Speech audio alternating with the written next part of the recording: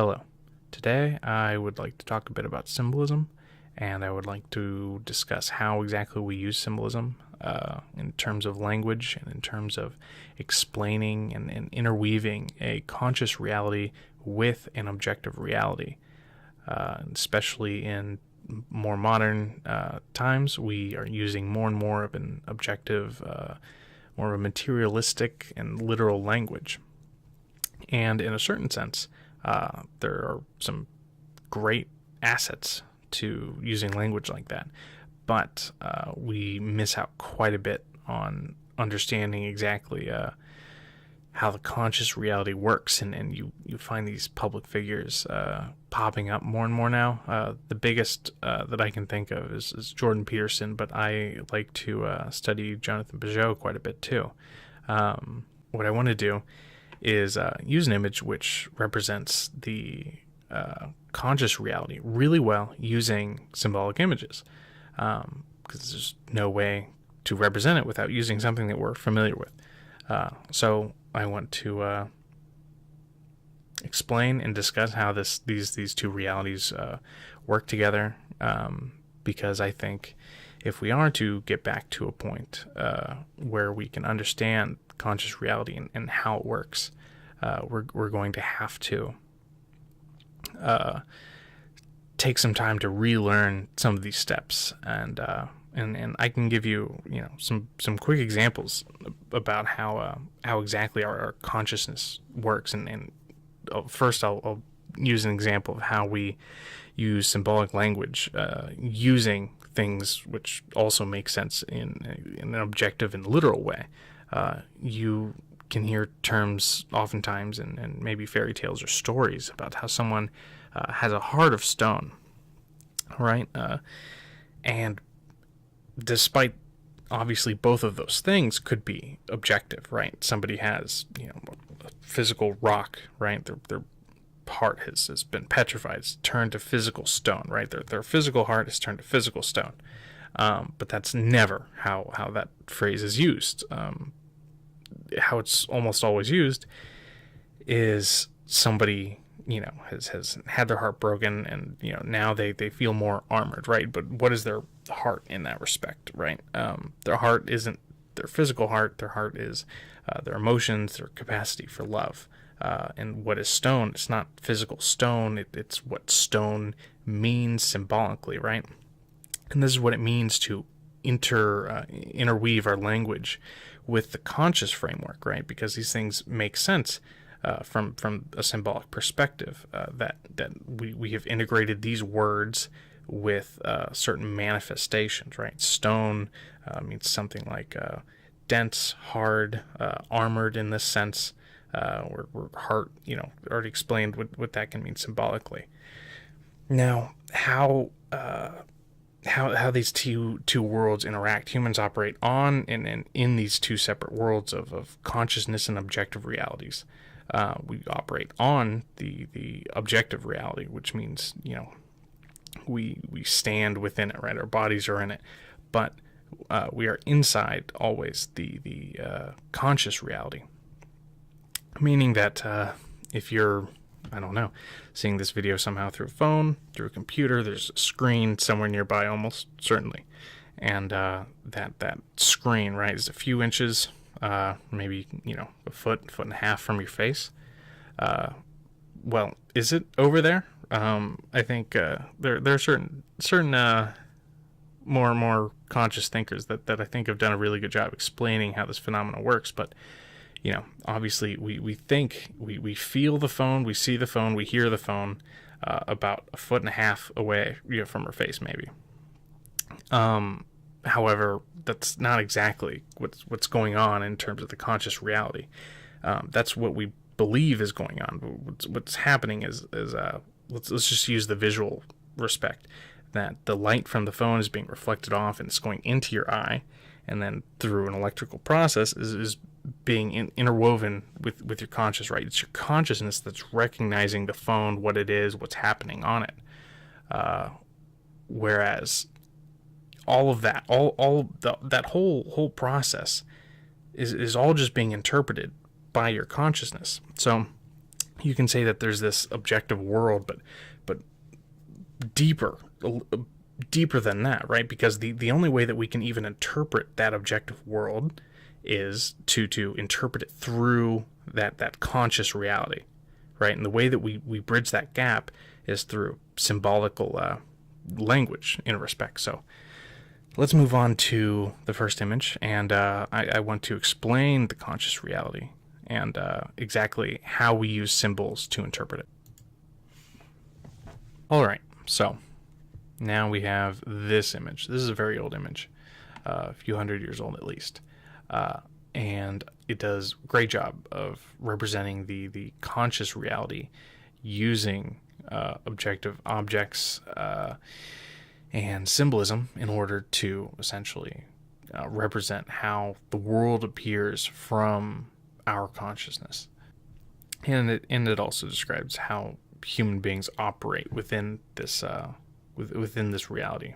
So let's start with I'm going to start with everything that's essentially up in the sky, the cosmology. We start with the sun, right? The sun is the thing that's at the center of the dome. It is, the source, the greatest source of light. And it's at the center of everything. It's where the world is brightest, you could say like that. And then you begin to move outwards. And you get stars, you get the moon, you get more stars. And as you progressively move away from the sun, the sky gets darker. You can see that the stars, closer to the center, produce more light, and as you go, they produce less and less light. They get more and more dim as well. You have the moon somewhere in between the darkness and the dim light, right? So as you approach the very, very edge of this reality, you could say, it just becomes utterly pitch black, right? So it goes from, bright, shining light, center of the universe, to a black wall, right? A wall of darkness.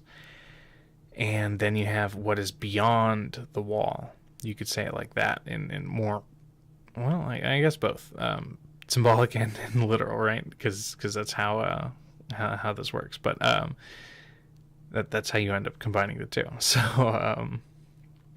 a wall would be a symbolic object for actually what you're seeing here. So anyways, beyond this, let's just call it the firmament. Beyond this veil, beyond this firmament, you have this strange world, right? And symbolically, this is often referred to and interpreted in media, in art, as a void-like place, a chaos, a darkness, a shadow world.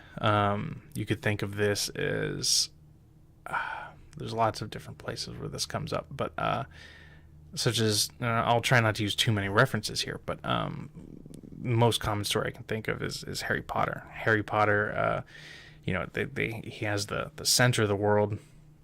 There's dark places within his domain here, but in general, it's a very light and jolly place, and that would be something like the school, right? But when he goes into the dungeons, or when he goes out into the Forbidden Forest, or leaves the school, or goes under the school, he enters this chaos realm, this place where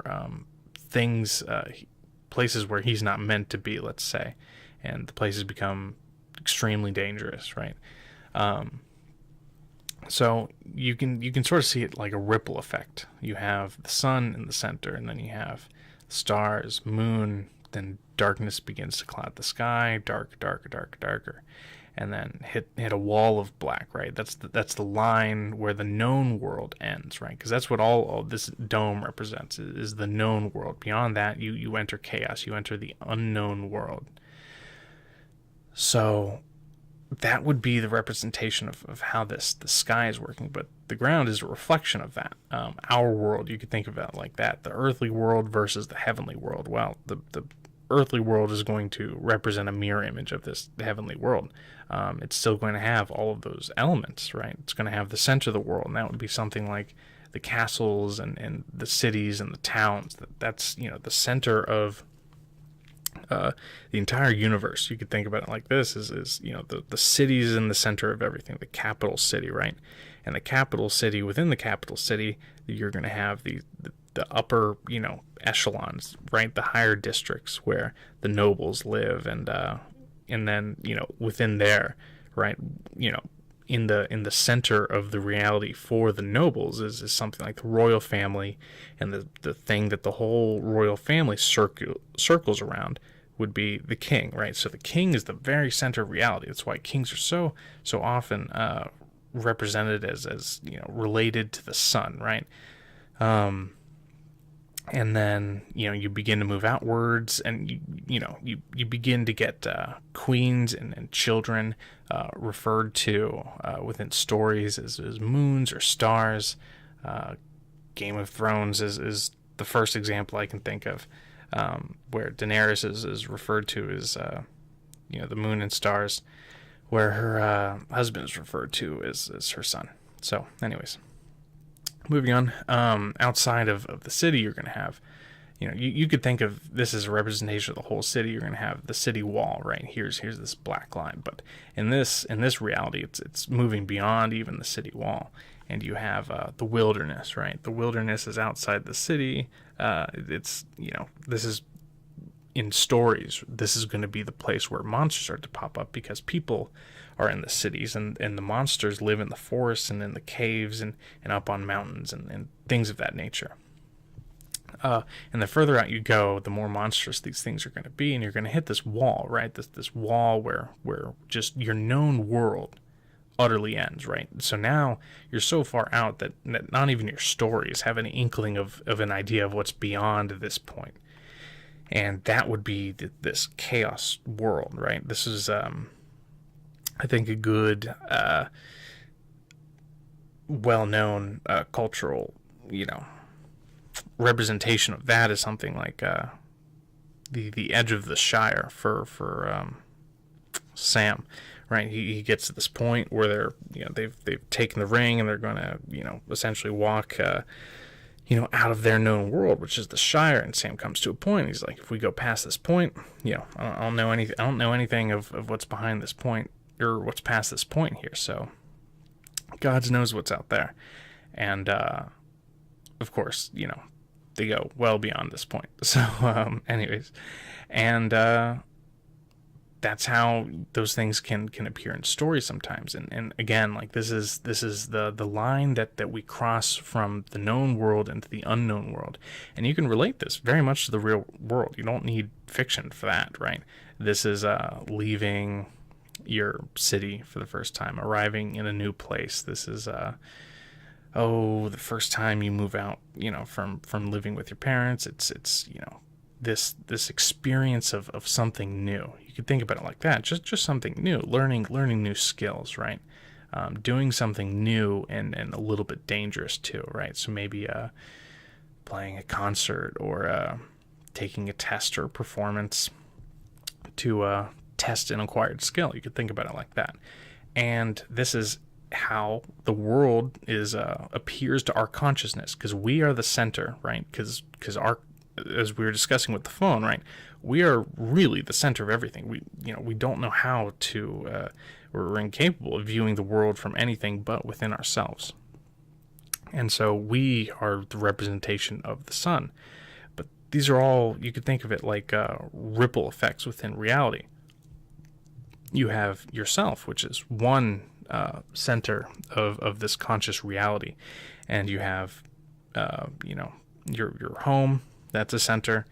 You have your city. There's the nearest city to you. That's a center. The nearest city that you know. Then you have like maybe the biggest city in your state, and then the whole state, and then the whole region, then the whole nation, then the whole continent. You go on and on and on and push these things further and further out, but all of these ripple effects are actually occurring, within the standard world. And the only image I can really think to represent this even halfway decently is this one, where you have, essentially on the left here, you have you as the center, and you have all these ripple effects which push outwards, right? The sun would be at the very center, and then the moon and stars are outside that. And then further beyond that, you're going to have the wilderness. Further beyond that, there's the wall of the known world where the known world ends. Beyond that, you have chaos, right? And then top right picture, you have something like how, the entire world looks, a bunch of different conscious realities interacting with one another. You, your town, your city, your state, your nation, and all these are different realities that ripple outwards, right? So, on to exactly how humans operate within this conscious reality. The only person in this image is this figure in the bottom left, and it's a person cloaked in red, and they are well within the known world, right? Most of, like, at least 3 limbs and their body is stuck within the known world. This isn't a person who wants to dive so deeply into the unknown, because once you push yourself past too far, you see that the ground ends, right? So there's nothing past that point. You fall out. You don't come back. That's something like the Lovecraftian interpretation of the failed hero, the hero that doesn't return, the hero that goes so far out into the unknown that they can't even recover their consciousness, right? That's the literal story of Lovecraft, right? You dabble too much in the things that you don't understand, and you lose your mind, right? That you go insane. The hero is somebody who, in stories, the successful hero is somebody who can dabble out within the unknown, push past their limits, right? Push past the known world, not so far that they get totally lost, but not so far that they can't return.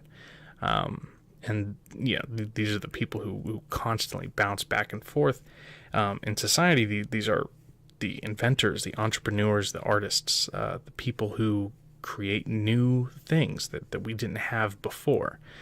And we desperately need those, because if you don't have the creation of new things, then that border never expands, right? And you can see that perhaps we've done rather well in the world because we've actually pushed this barrier. You can see the representation of the artists at the time, right? Like the maybe this is something like a small kingdom, right? And this is the dome that the entire kingdom dwells within, right? But it doesn't appear all that big to us. In reality, the reality that we understand seems to be the entire globe. We're not very curious about what's going on within our own planet anymore. We're looking so far outwards, it's crazy. And that's also part of the Lovecraftian message, is that we're looking so far outside that we don't just have our gods, but we have gods of like the entire universe, right? Coming from the blackest of the unknown. You can see this in the fascination with aliens.